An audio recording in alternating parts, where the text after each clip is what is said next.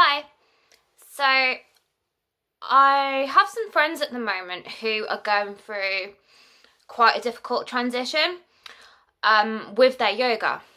So initially when they started yoga, same as me, everything feels wonderful. But then you get to a stage where things start to change and you start to question and doubt yourself and everything that's going on around you. And to try and understand it, I put together a little story and I hope this helps. So, you can imagine that when you were born, this little seed was planted inside of you. And this seed is called Grizzly. Now, Grizzly started off really tiny, but the first time you ever experienced fear, pain, or disappointment, he started to grow. Because things like fear are Grizzly's favourite food, and he totally snacks on them.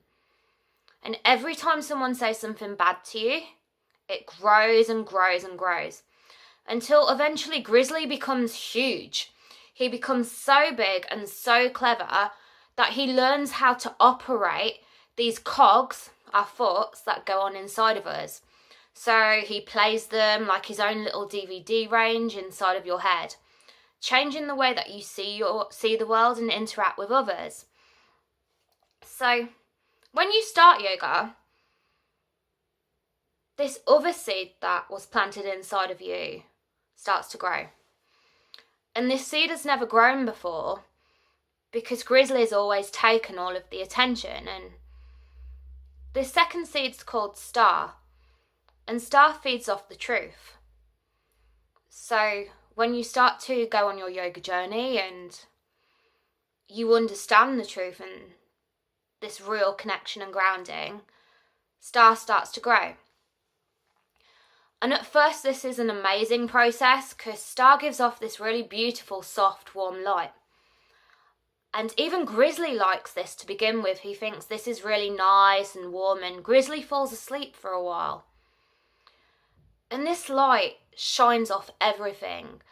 Your friends start to notice a difference. Your eyes are gleaming. Your skin gives off this post-yoga glow. And everything seems to soften around you. But eventually this wears off.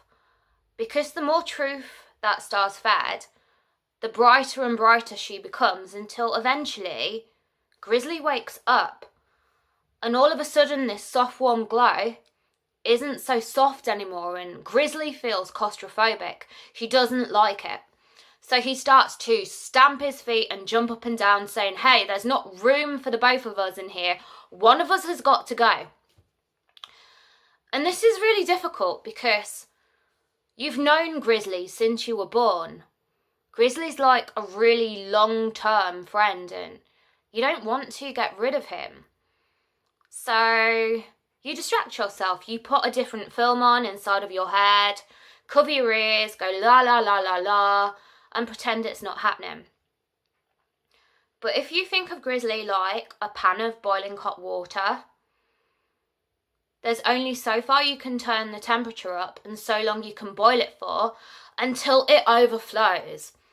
And part of the transition you go through with yoga is, I think sometimes when we start yoga, we fall into this delusion that we have to be perfect. And because we aspire to be perfect, we don't want to let any of our imperfections outside of us. We don't want the world to see Grizzly and all of our flaws.